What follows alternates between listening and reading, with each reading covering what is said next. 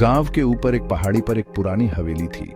यह देखने में बहुत भव्य थी, ऊंची मीनारों और टूटी फूटी दीवारों के साथ। लेकिन यह डर की जगह भी थी। लोग अजीब रोशनी और खौफनाक चीखों की कहानियां सुनाते थे। उनका कहना था कि हवेली में भूत हैं। कोई भी उसके पास जाने की हिम्मत नहीं करता था। एक दिन राघव नाम का एक जवान लड़का अपनी माँ के साथ गांव आया। वे मुश्किल समय से गुजर रहे थे और यहाँ पनाह ढूंढ रहे थे। गांव वालों ने उन्हें हवेली के बारे में चेतावनी दी। उन्होंने उनसे दूर रहने की विनती की, लेकिन राघव की मां, जो एक मजबूत इरादों वाली महिला थी, ने उनके डर को नजरअंदाज कर दिया। उन्हें रहने के लिए छत की जरूरत थी और यह हवेली अपनी बदनामी के बावजूद वही एकमात्र जगह थी जो वो अफोर्ड कर सकती थी। राघव गांव वालों के विपरीत हवेली से नहीं डरता था। वह तो इसे लेकर क्यूरियस था। कहानियां उसे एक्साइट करती थीं। वो अननोन की तरफ खींचा चला जाता था। उसकी मां हालांकि उनकी स्थिति को लेकर चिंतित थी, लेकिन अपने बेटे की स्पिरिट की दाद दिए बिना ना रह सकी। उसने हमेशा उसे बहादुर बनना सिखाया था। माँ, ये घर कितना बड़ा और रहस्यमय है। मैं इसे और जानना चाहता हूँ। राघव, हमें यहाँ सावधानी से रहना होगा, लेकिन तुम्हारी हिम्मत मुझे गर्वित करती है। गांव में जीवन कठिन था। गांव वाले दूरी बनाए रखते थे। हवेली का उनका डर उसके नए निवासियों तक भी फैल गया था।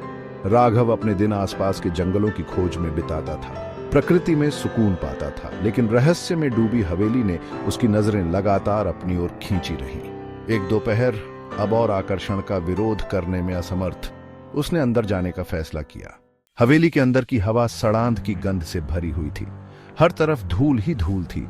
हर कोने से मकड़ी के जाले लटके हुए थे। जैसे ही राघव ने अंदर कदम रखा, उसकी रीढ़ की हड्डी में सिहरन दौड़ गई। उसने एक प्रेजेंस महसूस की। वो अकेला नहीं था। यहाँ कुछ तो है, कोई है। उसने फुसफुसाहट सुनी, धीमी और अस्पष्ट। ऐसा लग रहा था जैसे दीवारें खुद बात कर रही थीं। हवेली जिंदा थी। वह कम्युनिकेट करने की कोशिश कर रही थी। राघव हालांकि थोड़ा डरा हुआ था, एक्साइटमेंट की एक सर्ज महसूस कर रहा था। उसे हवेली के रहस्यों को उजागर करना ही था। राघव, राघव, आगे आओ। जैसे ही राघव हवेली में और अंदर गया तो उसे एक छिपा हुआ कमरा मिला। यह एक लाइब्रेरी था जो समय के साथ अनटच्ड था, और बीच में एक धूल भरी मेज पर खुली हुई एक डायरी पड़ी थी। उसके पन्ने पुराने और पीले पड़ गए थे। स्याही फीकी पड़ गई थी। ये डायरी, ये तो बहुत पुरानी लगती है। डायरी हवेली के पिछले मालिक की थी, जो एक स्कॉलर था और सुपरनैचुरल चीजों का दीवाना था। उसने इसके पन्नों को अजीब सिंबल्स और मंत्रों से भर दिया था। वो जादू के मंत्र थे। राघव मंत्रमुग्ध होकर उन्हें जोर से पढ़ने लगा। अलख निरंजन, ओम नमः शिवाय। और इस तरह हवेली के सबसे गहरे रहस्यों की यात्रा शुरू हुई। शब्दों के उसके होठों से निकलते ही हवेली कांपने लगी।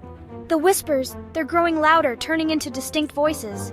उसके आसपास की चीजें हिलने और खड़खड़ाने लगी। Oh no, what have I done? I need to shut this diary now. उसने कुछ जगा दिया था, कुछ प्राचीन और शक्तिशाली। These voices, they're swirling around me, so angry and threatening. Raghav मुसीबत में फंस गया था। I have to find a way to stop this. I must find a way to control the magic. Section 6, the powerful artifact. Raghav जल्दी से diary के पन्ने पलटने लगा, जवाब खोज रहा था। उसे एक ऐसा पैसेज मिला जिसमें एक आर्टिफैक्ट के बारे में बताया गया था, जो हवेली की दीवारों के भीतर छिपी हुई अपार शक्ति का स्रोत थी। यह आर्टिफैक्ट ही हवेली के जादू को बढ़ावा दे रहा था। यह आर्टिफैक्ट ही अशांति का कारण था। डायरी में एक रिचुअल का भी उल्लेख था, आर्टिफैक्ट को सील करने और हवेली में शांति बहाल करने का एक तरीका। लेकिन रिचुअल खतरनाक था। इसके लिए बलिदान की आवश्यकता थी। इसके लिए कुछ कीमती चाहिए था। राघव जानता था कि वह इसे अकेले नहीं कर सकता। उसे मदद की जरूरत थी। Section 7, a mother and son's courage. Raghav अपनी मां के पास दौड़ा हुआ वापस आया। उसका दिल जोरों से धड़क रहा था। उसने उसे सब कुछ बता दिया। डायरी के बारे में, जादू के बारे में, आर्टिफैक्ट के बारे में, रिचुअल के बारे में। उसने उसे खतरे के बारे में बताया। उसे आश्चर्य हुआ। उसकी मां ने उसकी बात पर विश्वास किया। उसने हमेशा महसूस किया था कि उसके बेटे में कुछ खास है। वे दोनों डायरी से ज्ञान के साथ हथियारबंद होकर हवेली लौट आए। उन्हें आर्टिफैक्ट वाला छिपा हुआ चेंबर मिल गया। यह एक अजीब सी एनर्जी के साथ धड़क रहा था। आवाजें तेज हो गईं। उन्हें रोकने की कोशिश कर रही थी, उन्हें डरा रही थी। लेकिन राघव और उसकी मां दृढ़ रहे। एक दूसरे के प्रति उनके प्यार ने उन्हें ताकत दी। Section 8, restoring peace. उन्होंने डायरी में दिए गए निर्देशों का सटीकता से पालन करते हुए रिचुअल शुरू किया। हवा में एनर्जी की गूंज थी। हवेली हिंसक रूप से हिल गई, लेकिन वे लगातार लगे रहे। उनकी आवाजें एक स्वर में मंत्रोच्चारण कर रही थीं।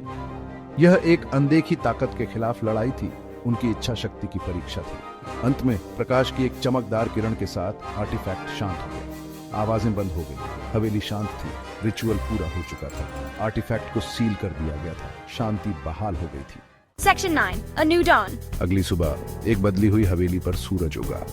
उसकी दीवारों से चिपका हुआ डर गायब हो गया था। ये ऐसा था जैसे हवेली ने खुद राहत की सांस ली हो। परिवर्तन को देखकर ग्रामीण सतर्कता से आगे बढ़े। राघव और उसकी मां हवेली से बाहर आए, थके हुए लेकिन विजयी। उन्होंने अननोन का सामना किया था और विजयी होकर उभरे थे। उन्होंने न केवल रिफ्यूज पाई थी बल्कि हवेली को उसके परेशान अतीत से भी मुक्त कराया था। उन्हें एक घर मिल गया था।